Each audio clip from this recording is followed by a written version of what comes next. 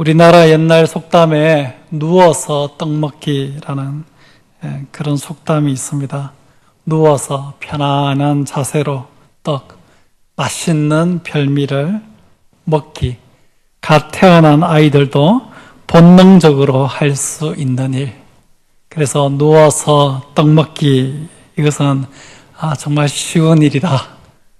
쉬운 일이다. 편안한 자세로 아주 좋아하는 별미를, 어린애도 다 할 수 있는 거, 그렇게 쉽게 할 수 있는 일들을 이야기합니다. 오늘 본문에 왜 갑자기 떡 이야기, 설교를 하기 전에 왜 갑자기 떡 이야기를 하냐면, 오늘 본문에 예수님께서 자신을 생명의 떡이다, 그렇게 이야기하셨기 때문입니다. 생명의 떡이신 예수님을 누워서 떡 먹기처럼 잘 먹을 수 있는 저와 여러분 될 수 있기를 바랍니다. 아멘 하시죠? 네. 오늘 이 본문의 이 떡이라는 말은 아마 유대인들이 만나나 자기들이 가지고 있는 곡식류를 가지고 만들어 먹었던 빵의 모양과 비슷하기 때문에 우리 성경이 번역할 때 떡이라고 그렇게 번역한 것 같습니다. 그러나 이 모양의 유사성은 떡이 있지만은 실제로 용도의 유사성은 이 떡이라는 말보다는 우리 한국 사람들에게는 밥이라는 말이 더 맞습니다. 그래서 모양으로는 떡이 비슷하지만은 실제 용도로는 떡보다는 우리 한국 사람들에게 밥이 더 맞습니다. 그래서 예수님께서 나는 생명의 떡이다 하는 것은 모양은 떡이랑 비슷하지만 실제로는 밥이랑 비슷하기 때문에 나는 생명의 밥이다, 이렇게 한국적으로 들어도 좋을 것 같습니다. 여러분, 이렇게 밥이라 한국 사람에게 이 밥, 이 양식이라는 것은 먹어야 살죠.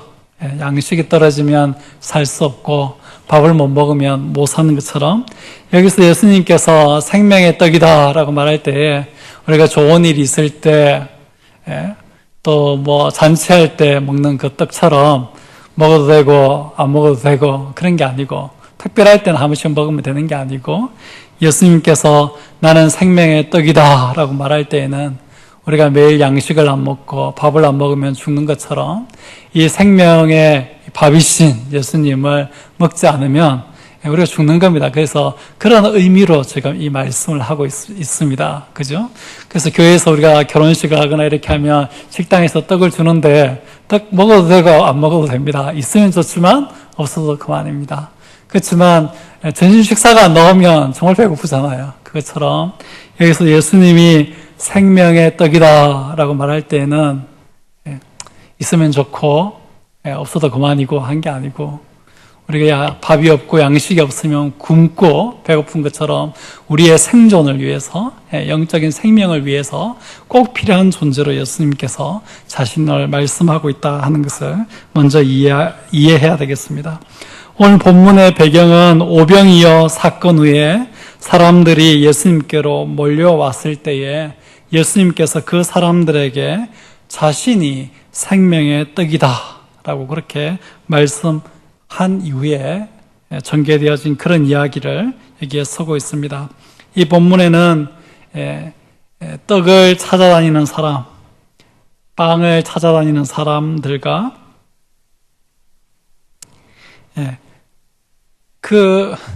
다시요. 이 본문에는 떡을 찾아다니는 그런 사람이 나오는데, 근데 이상한 것은 이들이 이렇게 열심히 그들의 떡, 그들의 빵, 그들의 양식을 찾아다니지만은 그들 앞에 영생하도록 하는 참된 양식을 두고도 그 양식을 쉽사리 취하지 못하는 그런 사람들의 모습이 여기에 기록되어져 있습니다.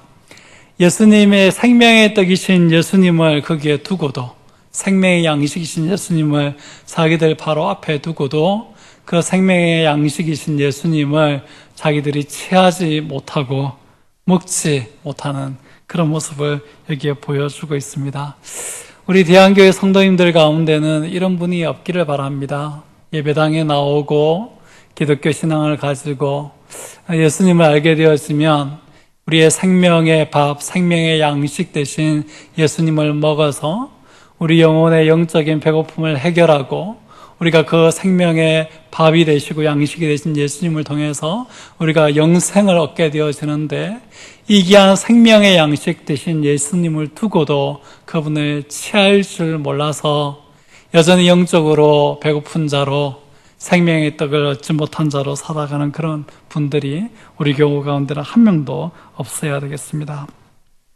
우리가 이 성경 본문을 읽고 제일 먼저 배워야 되겠고, 이 본문에서 꼭 붙잡아야 할 교훈이 있다면, 예수님께서 여기에서 분명하게 선언하고 있는 말씀처럼 내가 곧 생명의 떡이다 하는 이 예수님의 이 말씀을 우리가 받아들이고 믿을 수 있는 저와 여러분 될 수 있기를 바랍니다.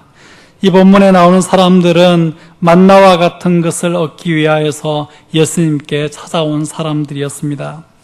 예수께서 26절에 보면 예수께서 대답하여 이르시되 내가 진실로 진실로 너희에게 이르노니 너희가 나를 찾은 것은 표적을 본 까닭이 아니요 떡을 먹고 배부른 까닭이로다. 30절 31절에 보면 그들이 묻되 그러면 우리가 보고 당신을 믿도록 행하시는 표적이 무엇이니까, 하시는 일이 무엇이니까, 기록된 바 하늘에서 그들에게 떡을 주어 먹게 하였다 함과 같이 우리 조상들은 광야에서 만나를 먹었나이다. 그들은 오병이어 사건을 통하여서 예수님에게 가면 떡을 먹을 수 있다, 그런 생각을 가지고 예수님께 모여들었습니다. 그러나 그들이 기대하고 바랬던 그 떡은 기적으로 인하여서 만들어지는 떡이나 하늘로부터 내려지는 만나와 같은 그런 떡이었지, 정말 예수님을 통해서 얻게 되어지는 생명의 떡을 그들이 먹고자 하여서 예수님을 찾아온 것은 아니었습니다. 그래서 예수님께서는 이 사람들이 자신에게서 찾고자 하는 그 육체의 그 떡과 자신이 그들에게 주고자 하는 생명의 떡 사이를 비교하는 말씀을 오늘 이 본문에서 하게 되어집니다. 여러분 49절부터 50절 말씀까지 같이 읽어보겠습니다. 49절 50절 시작. 너희 조상들은 광야에서 만나를 먹었어도 죽었거니와 이는 하늘에서 내려오는 떡이니 사람으로 하여금 먹고 죽지 아니하게 하는 것이라. 이스라엘 백성들이 기대했던 것은 정말 만나와 같이 초월적이고 기적적인 방법으로 그들에게 주어지는 그 만나를 그들 조상이 먹었다는 게 큰 자랑이었고, 또 그들도 그런 만나를 먹기를 원했던 그런 소원들을 가지고 있었습니다.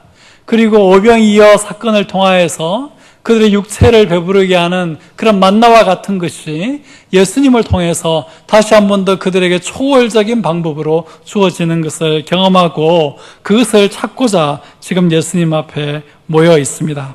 그런데 예수님께서는 그들이 기대하는 그 떡, 그들의 모세가 그들의 조상에게 주어서 먹게 했던 그 만나와 같은 그 떡, 예수님께서 오병이어 기적을 통해서 그들에게 주었던 그 떡이 가지고 있는 한계를 분명하게 이야기하고 있습니다. 49절에 광야에서 만나를 먹었어도 죽었거니와, 그렇게 분명하게 선언하고 있습니다. 오병이어의 기적을 경험한 것은 굉장히 놀라운 것입니다. 그리고 그 기적에 참여하여서 자기들이 정말 보리떡 5개와 물고기 2마리로 남자만 5,000명이 넘는 많은 사람들이 먹고, 또 많은 것을 남겨서 강주리로 많은 12강주리나 거두는 것은 굉장한 일이었고, 그것에 참여한 것은 엄청난 영적인 즐거움이었을 겁니다. 그러나 예수님께서는 그것을 정확하게 짚어서 그것은 먹어도 죽는 떡에 불과하다. 너희 조상들이 모세를 통하여 40년 동안 광야에서 만나를 먹었지. 하늘에서 내리는 그런 신기한 그런 떡을 가지고 너희들이 먹고 살았지만 그 본질은 먹어도 죽는 것이다. 이렇게 예수님께서 말씀하시면서 자신이 그들에게 주고자 하는 떡은 하늘에서 내려오는 떡 중에도 살아있는 떡이다, 라고 말씀하면서 이 떡을 먹는 사람은 영생할 것이다. 그렇게 말하고 있습니다. 51절 말씀을 여러분 같이 읽어보겠습니다. 시작. 나는 하늘에서 내려온 살아있는 떡이니 사람이 이 떡을 먹으면 영생하리라. 줄 떡은 그 세상의 생명을 위한 내 살이니라. 예수님께서 자신이 주고자 하는 그 떡은 이 50절에도 하늘에서 내려온 떡이니 사람으로 하여금 먹고 죽지 아니하게 하는 것이다 이야기하고 있고, 51절에도 나는 하늘에서 내려온 살아있는 떡이니 사람이 이 떡을 먹으면 영생할 것이다 라고 그렇게 선언하고 있습니다. 지금 예수님에게 이 백성들이 찾아 나온 그 떡, 만나와 같은 그 떡, 오병이어의 그 기적의 그 떡은 그들이 찾고 갈망하는 떡이었지만은 결국은 죽은 떡이라는 거죠. 그러나 지금 예수님, 자기 자신을 통해서 예수님께서 주고자 하는 이 떡이야말로 하늘에서 내려온 살아있는 떡으로서 먹는 자에게 영생을 주는 그런 떡이다 라고 예수님께서 이야기하고 있습니다. 사랑하는 성도 여러분, 예수님께서 내가 곧 생명의 떡이다 고 하신 이 말씀을 여러분 믿습니까? 생명의 떡으로서 예수 그리스도의 유일성을 여러분은 믿으십니까? 다른 모든 떡은 죽은 떡이며 오직 예수 그리스도만이 영생하게 하는 산 떡인 것을 여러분 믿으십니까? 이것이 오늘 이 본문에 예수님께서 선언하시는 것입니다. 우리가 세상에 살아가면서 우리에게 만족을 주는 게 참 많이 있습니다. 우리를 배부르게 하는 게 많이 있고 흡족하게 하는 것이 많이 있습니다. 그러나 그것이 우리 인생에게 얼마나 큰 기쁨을 준다고 할지라도 예수님께서 그 본질을 짚어서 말하기를 그거 결국 죽은 떡에 지나지 않는다. 아무리 그 떡을 먹고 배부르고 그 떡을 먹고 흡족하고 그 떡을 먹고 만족하여도 결국 죽는다. 심지어 그 떡이 굉장히 놀라운 방법으로, 기적적인 방법으로 만들어져서 너에게 주어졌다고 할지라도 그 떡에 참여하는 것은 기적이요, 그 떡에 참여하는 것은 엄청난 은총이라고 할지라도 그 본질은 죽은 떡이다. 내가 너희들에게 주고자 하는 나 외에는 이 세상에 생명의 떡이 없다. 예수님께서 선언하고 있습니다.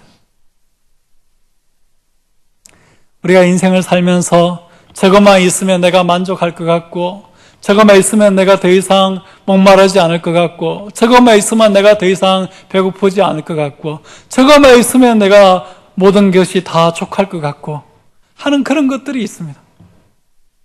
입에 넣는 것도, 입으로 먹는 음식이나 음료도 마찬가지지만은 우리가 살면서 내가 무슨 차를 탔으면, 어떤 집에 살아봤으면, 또 어떤 좋은 옷을 입어봤으면, 어떤 좋은 직장에 다녀봤으면, 어떤 좋은 학교에 나와봤으면, 우리가 인생 가운데 우리 영혼을 채우고 우리를 채우기 위해서 갈망하는 많은 것들이 있지만 예수님께서 그 본질을 딱 집어서 그래도 결국 그거 먹고 그거 네가 취해도 결국 다 죽는다. 다 죽은 떡에 불과하다. 오직 나만이 생명의 떡이다 라고 여기 선언하시는 것입니다. 여러분, 이 예수님의 말씀 앞에서 우리가 정말 우리의 인생 가운데, 이 세상 가운데 참 생명의 떡이 무엇인가 우리가 하나님 앞에서 분명하게 알고 예수 그리스도를 참 생명의 떡으로 고백할 수 있는 저와 여러분 될 수 있기를 바랍니다. 생명의 떡으로서 예수 그리스도의 유일성을 믿고 고백하는 그런 성도들이 다 되시기를 바랍니다. 오늘 여러분들은 무엇에서 여러분 인생의 참된 양식을 찾으려고 하십니까? 나로 말미암아 살리라 하고 말씀하시는 예수님의 말씀을 믿으며 예수님으로 말미암아 살려고 하십니까? 생명의 떡인 예수님으로 말미암아 살려고 하십니까? 아니면 생명의 떡이신 예수님은 제쳐놓고 세상 것으로만 살려고 하시지는 않습니까? 그것이 우리가 살아가는데 필요하긴 하지만은 결국 그 끝은 그것을 먹어도 그것을 취해도 다 죽는다 라고 말씀하시는 이 예수님의 지적을 통해서 우리가 크게 깨닫고요, 우리가 세상 것이 우리 자신을 궁극적으로 만족시키지 못하는 거 깨닫고 그저 세상 것에서는 자족하고 정말 생명의 떡이신 예수님을 갈구하고 생명의 떡으로 사는 그런 은혜를 배워갈 수 있는 저와 여러분 될 수 있기를 바랍니다.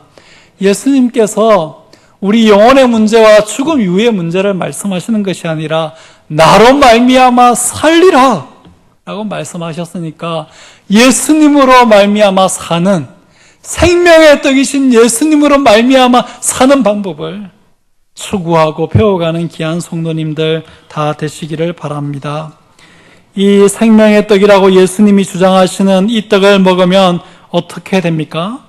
47절, 48절 이런 구절을 읽어보면 영생, 생명이라는 단어가 나오고 50절에도 보면 사람으로 하여금 먹고 죽지 아니하게 하는 것이다 하는 말이 나오고 51절에도 영생, 53절에도 생명, 54절에도 영생, 58절에도 영원히 살리라 그랬습니다. 이 떡을 먹으면, 생명의 떡이신 예수님을 먹으면 우리가 영생을 얻게 된다라는 것을 이야기합니다. 54절 말씀에 보면 마지막 날에 내가 그를 다시 살리리니, 생명의 떡이신 예수님을 먹게 되어지면 마지막 날에 우리가 부활하게 될 것을 예수님께서 이야기하고 있습니다.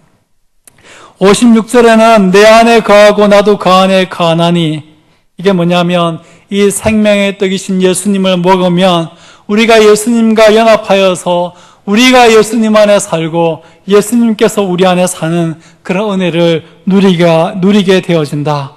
예수님과 동거하고 연합을 이루게 되어지는 것을 이야기하고 있고 57절 말씀에도 나로 말미암아 살리라 라는 그런 말씀을 여기에 서고 있습니다. 사랑하는 성도 여러분, 생명의 떡이신 예수님을 우리가 날마다 먹고 그분으로 말미암아서 살아가는 것을 배우면 우리가 영생을 얻게 되어지고 부활을 누리게 되어지는 것뿐 아니라 우리가 이 땅에 살아가는 날 동안에 예수님이 내 안에, 내가 예수님 안에 거하는, 예수님과 동거하고 예수님과 연합을 이루어 그렇게 살아가는 은혜가 있는 것을 깨달으시기를 바랍니다. 예수님으로 말미암아 인생을 살게 되어진 은혜가 그 가운데 있는 것을 우리가 깨닫고 생명의 떡을 취하기를 힘쓰는 저와 여러분 될 수 있기를 바랍니다.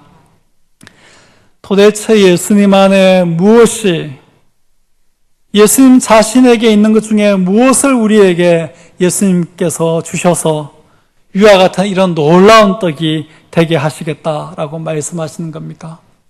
예수님이 여기에 자기가 생명의 떡이라고 이야기하시고 자기 자신을 우리에게 주심으로 말미암아 우리에게 영생과 부활과 주님과 연합하여 함께 동거함과 예수님으로 말미암아 살게 되어지는 그런 은혜를 주시겠다고 이야기하는데, 구체적으로 예수님 안에 있는 무엇이 우리에게 이런 역사를 만들어내는 것입니까? 예수님 자신에게 있는 것 중에 무엇을 주어서 우리에게 이런 생명의 떡이 되겠다고 예수님께서 말씀하시는 것입니까? 그것은 51절 말씀, 53절, 54절, 55절, 56절을 읽어보면 명백해지죠. 나의 줄 떡은 그 세상의 생명을 위한 내 살이로다. 인자의 살을 먹지 아니하고 인자의 피를 마시지 아니하면 너희 속에 생명이 없느니라. 내 살을 먹고 내 피를 마시는 자는, 내 살은 참된 양식이요 내 피는 참된 음료로다. 내 살을 먹고 내 피를 마시는 자는. 예수님은 자기의 살과 자기의 피를 우리에게 주심으로 예수님의 살과 피를 통하여서 우리의 생명의 떡이 되시겠다고 예수님께서 말씀하고 있습니다. 이것은 예수님의 십자가의 죽음과 부활을 이야기하는 것이죠. 예수님이 십자가에 죽으시고 예수님께서 부활하심으로 말미암아 우리로 하여금 그 예수님의 죽으심과 부활에 참여하여서 죄와 허물로 죽었던 우리가 모든 죄의 값을 십자가에서 다 치르고 주님이 부활하실 때 우리도 더불어 부활함으로 주님의 그 죽으심과 부활에 동참하게 될 것을 성경이 우리에게 가르쳐 주고 있습니다. 여러분, 우리가 자식들에게 뭐 좋은 거 먹이려고 어머니 아버지들이 아침부터 저녁까지 노력해가지고 자식들 입에 넣어주잖아요. 옛날에 못 사던 시절에 보면 먹을 거 구해왔는데 모자라는 거죠. 그래서 어머니 아버지가 굶으면서 자식들의 입에 맛있는 거 넣어주기도 하잖아요. 자식들 입에 이렇게 양식을 넣어주기 위해서 부모님들이 아침부터 저녁까지 수고하고 또 어떨 때는 어린 자식들 살리려고 자기는 굶어가면서 자식들 입에 엄마 아빠는 다 먹었다 이야기하면서 넣어주잖아요. 거기에는 부모님의 희생이 있는 것입니다. 거기에는 부모님의 헌신이 있는 것입니다. 그런데 예수님께서 우리 입에 생명의 떡을 넣어주기를 원하셨어요. 우리 입에 생명의 떡을 넣어줌으로 말미암아 우리가 영생하도록 하기 위해서, 우리가 부활하도록 하기 위해서, 주님과 함께 연합하여 같이 동거하도록 하기 위해서, 주님으로 말미암아 우리가 살도록 하기 위하여서 주님이 그거 우리 입에, 그 생명의 떡 우리 입에 넣어주기 위해서 하루 종일 나가서 일하시고 자기가 한 끼 굶는 그런 희생이 아니라 자기의 살과 피를 우리를 위하여서 다 내어주심으로 채찍에 맞아 그분의 살이 찢겨지시고 뜯어지시고 십자가에 달려 그의 피를 흘리시고 죽으시는 그 일을 통해서 주님이 우리에게 생명의 떡이 되어주시고 우리 입에 이 생명의 양식을 넣어주시는 것입니다. 그래서 이 생명의 떡은 굉장히 귀한 것입니다. 철없는 자식이 부모님이 어떻게 고생해가지고 그거 했는 거 모르죠? 저희 부모님이 아직도 시골에 농사 짓거든요. 그래서 아들에게 밥 먹을 때 밥 한 틀도 남기지 말고 먹으라 한 번씩 이야기하는데 아들이 잘 못 알아들어요. 야, 할아버지가 그거 농사 지려고 봄부터 가을까지 얼마나 노력했니? 아느냐? 잘 모르겠죠. 너네가 3번도 일해본 적이 없으니까. 봄부터 가을까지 수고로 일하는 걸 본 적이 없으니까 잘 모르겠죠. 그런데 우리가 예수님께서 우리 입에 넣어주시는 이 생명의 떡이 그분의 얼마나 큰 수고와 큰 노력과 큰 희생과 큰 고통을 통해서 우리에게 온 것인지 우리가 제대로 알아야 될 줄 믿습니다. 그러면 어떻게 우리가 이 떡을 먹을 수 있습니까? 예수님의 피와 살을, 이 귀한 것을, 이 귀한 양식을 우리가 어떻게 예수님에게 얻어서 예수님을 인하여 살게 되어줄 수 있는가? 여러분 44절 말씀과 45절 말씀을 같이 한번 읽어보겠습니다. 시작.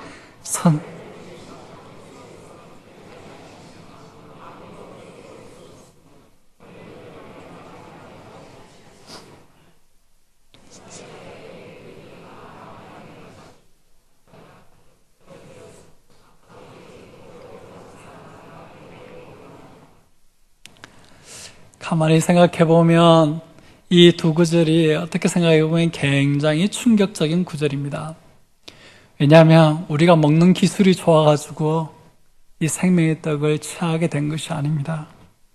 여기 성경이 분명하게 이야기하기를 우리가 어떻게 이 생명의 떡이신 예수님을 먹을 수 있게 되는가? 나를 보내신 아버지께서 이끌지 아니하면 아무라도 내게 올 수 없으니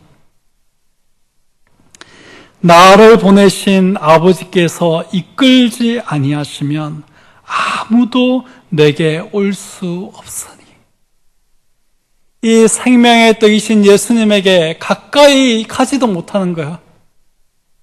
아무라도 하나님 아버지께서 이끌어 주시지 아니했다면 그 누구도 생명의 떡이신 예수님에게 올 수도 없다. 그렇게 쓰고 있습니다. 45절에 선지자의 글에 그들이 다 하나님의 가르침을 받으리라 기록되었은즉 아버지께 듣고 배운 사람마다 내게로 오느니라. 우리가 어떻게 생명의 떡이신 예수님께 접근할 수 있는가? 어떻게 생명의 떡이신 예수님께 갈 수 있었는가? 아버지께 듣고 배운 사람마다 내게로 오느니라. 하나님 아버지께서 듣게 안 해주시고 가르쳐주지 않았다라면 아무도 예수님께 못 갔을 거라는 겁니다. 여러분, 우리가 여기 그저 이렇게 앉아있는 게 아닙니다. 우리가 그저 예수님을 알게 된 게 아닙니다. 우연히 알게 된 것이 아닙니다. 내가 잘나서 알게 되는 것이 아닙니다. 내가 먹는 기술이 탁월해가지고 생명의 떡 한 조각 뜯어먹은 것이 아니라 하나님 아버지께서 우리를 이끌어서 예수님께로 가도록 해주셨기 때문에 우리가 이 자리에 있는 것을 믿으시기를 바랍니다. 나를 보내신 아버지께서 이끌지 아니하면 아무라도 내게 올 수 없다.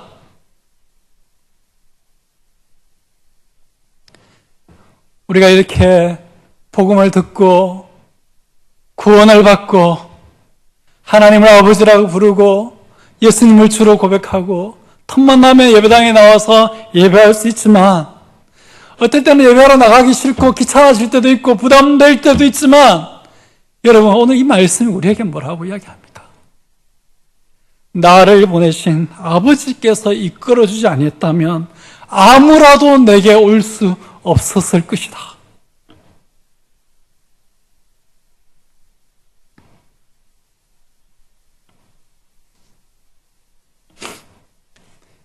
또 한 가지 우리가 어떻게 이 떡을 먹을 수 있는가에 대해서 47절 말씀은 진실로 진실로 너희에게 이르노니 믿는 자는 영생을 가졌나니 내가 곧 생명의 떡이니라. 믿음을 통하여서 우리가 이 생명의 떡을 먹게 되었다 하는 것입니다. 여러분, 믿음이라는 게 뭡니까? 우리가 믿음이 어떨 때는 정말 커 보일 때도 있고 대단해 보일 때도 있지만 믿음은 그냥 믿는 거잖아요. 그게 아무 노력이 필요하지 않습니다. 믿음은 그냥 속으로 믿는 거잖아요. 그런데 우리가 그 믿는 그것이 예수님의 살을 찢고 예수님의 피가 흘러서 만들어낸 그 생명의 떡을 거저 우리로 하여금 취하게 한다는 것, 얻게 한다는 것.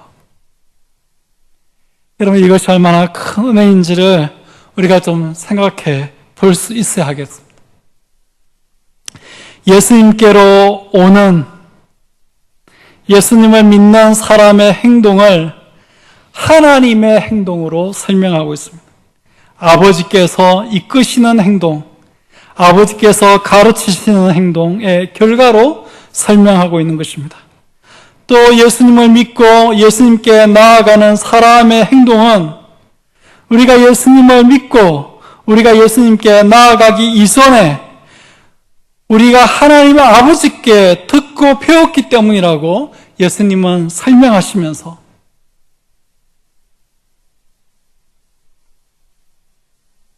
이렇게 하나님께서 우리를 이끌어서 예수님께로 오도록 하고 우리로 하여금 그 예수님을 믿을 수 있도록 듣게 하고 가르쳐서 그래서 예수님께로 가도록 만들어서 우리가 믿음으로 그 예수님을 얻게 된 것을 이야기하고 있습니다.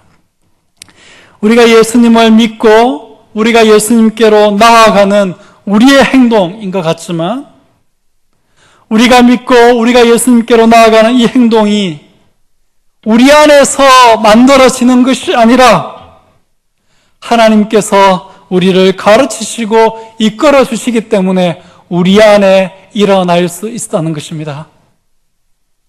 여러분, 믿음도 하나님의 은혜인 것을 깨닫는 저와 여러분 될 수 있기를 바랍니다. 이 놀라운 생명의 떡을 내가 아무런 값을 치르지 아니하고 믿음으로 얻은 것도 참 감사한데 나의 그 믿음조차도 내 것이 아니라 하나님 아버지께서 나를 이끌어 주셨기 때문에 나를 가르쳐 주셨기 때문에 나에게 생겨난 것이다 라는 것을 성경이 우리에게 가르쳐 주고 있는 것입니다. 그래서 우리가 구원을 가르쳐서 전적인 하나님의 은혜다라고 말하는 이유가 바로 여기에 있는 것입니다.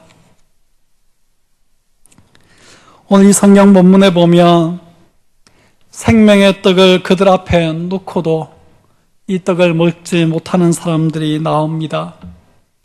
그들은 왜 이 생명의 떡을 먹지 못하고 있을까?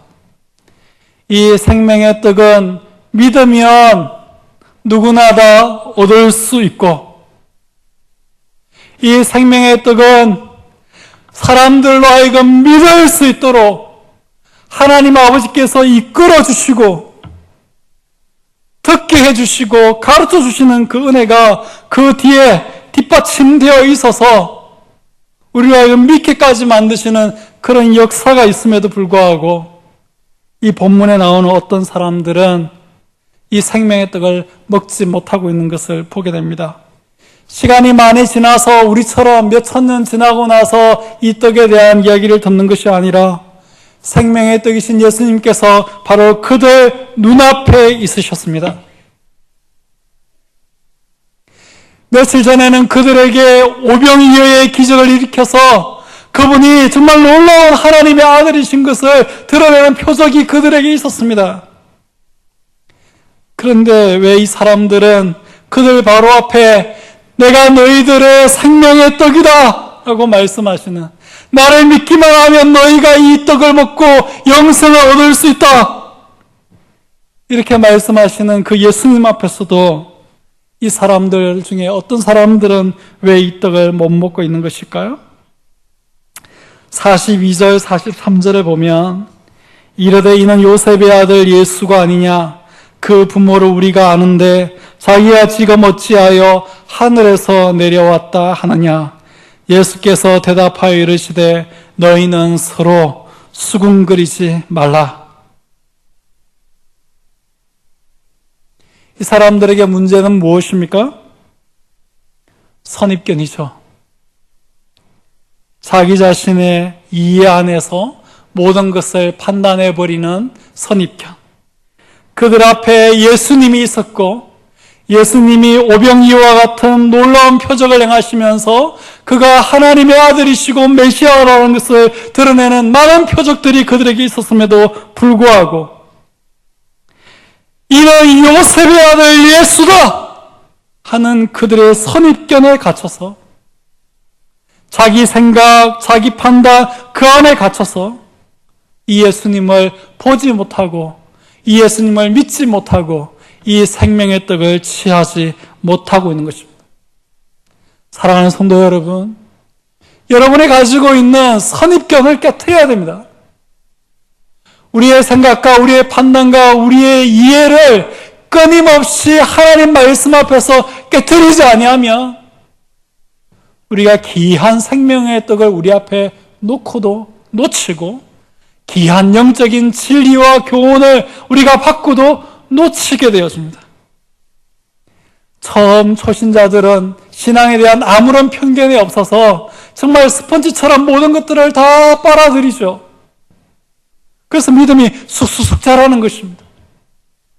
신앙의 연수가 더해지면서 우리가 믿음의 분별력이 생기는 것은 좋으나 동시에 우리가 많은 선입견과 많은 편견, 자기 아집, 고집 이런 것에 갇혀서 아니면 내가 할 만큼 했다, 내 교회의 직분이 뭐다 이런 마음에 사로잡혀서 더 이상 안 보이는 거죠. 더 이상 안 보이는 거죠. 계속 자기들이 아는 것 안에서 뺑뺑뺑 도는 신앙생활만 하는 것입니다. 믿음이 아무리 시간이 지나도 자라지 않는 것입니다. 심지어 예수님이 그들 앞에 나타나서 말씀에도 안 들리고 표적을 보여주어도 안 보이는 거죠. 그런 자리에 이 사람이 있는 것입니다. 이는 요셉의 아들 예수가 아니냐, 이 생각에서 벗어나지 못하는 거예요. 교회는 원래 그런 거야, 다 그런 거야, 원래 그렇다, 별 수 없다. 그게 아니죠. 끊임없이 하나님 말씀 앞에서 우리 자신을 깨트려야 되죠. 우리가 예배당에 와서 왜 설교를 듣습니까? 내가 가지고 있는 생각을 성경을 통해서 지지받고 다시 확인하려고요. 물론 그것도 필요합니다. 더 중요한 것은 내가 가지고 있는 생각과 나의 선입견을 하나님 말씀으로 완전히 깨부수고 다시금 하나님 말씀 앞에서 세우기 위해서. 여러분, 그렇게 이 생명의 떡이신 예수님 앞에 나아갈 수 있기를 바랍니다. 그러면 내가 너희 안에 거하고 너희는 내 안에 거하리라. 그때 열매를 많이 맺는다고 그랬어요. 나로 말미암아 살리라 하는 역사가 여러분 속에 일어날 것입니다. 예수님은 자기 자신을 그렇게 가리켜서 생명의 떡, 아까 처음에 말씀드렸지만 이건 밥이라는 거예요. 매일매일 우리가 먹어서 우리로 하여금 살게 만드는 그런 밥이라는 거예요. 약이 아니라는 것입니다. 한 번 먹고 끝나는 게 아니고 밥이라는 거, 밥.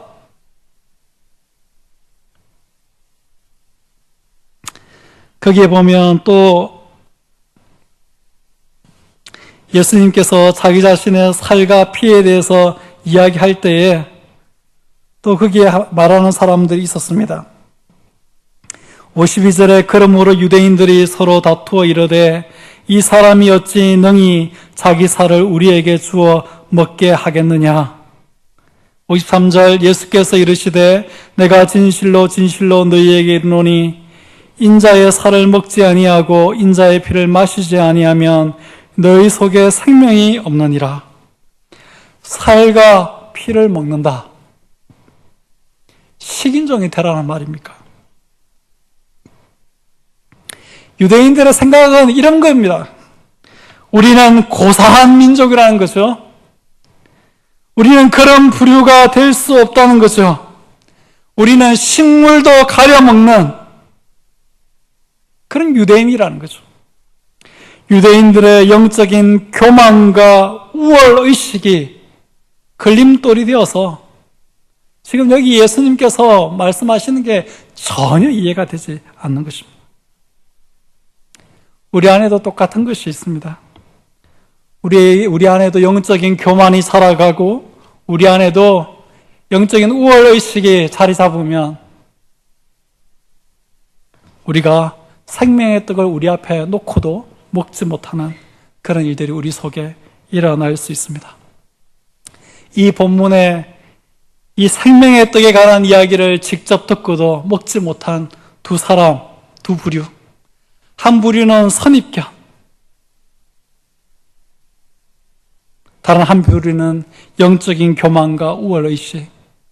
이것이 그들을 철저하게 가로막아서 그 자리에서 자기 자신을 생명의 떡이라고 말씀하시는 그 예수님으로부터 직접 이야기를 듣고도 그들은 이 생명의 떡과 상관없는 사람이 되고 맙니다. 사랑하는 성도 여러분, 깨트려야 됩니다. 우리가 어느 순간 영적으로 교만해지고 우월해지면 우리 마음속에 영적으로 병이 듭니다.